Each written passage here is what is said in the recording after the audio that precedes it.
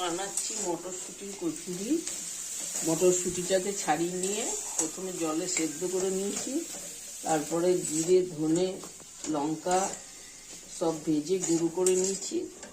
এবার একটু জোয়ান একটু কালো জিরে ভেজে গুঁড়ো করে নিয়েছি, ওটা তেল দিয়ে এবার মটরটা দিয়ে ফ্রাই করছি অল্প নুন দিয়ে, পরিমাণ মতো নুন দিয়ে।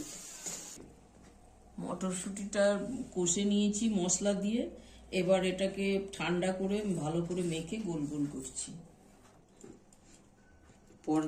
ময়দা মেখে নিয়েছিলাম আগে, এখন পুরটা ভরছি।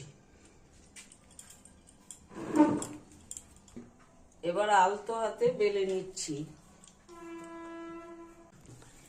দেখুন কত সুন্দর ফুলে গেছে। এবার এইভাবে ভাজা হয়ে গেলে গরম গরম সস কিংবা তরকারি সবকিছুর সঙ্গে সার্ভ করুন।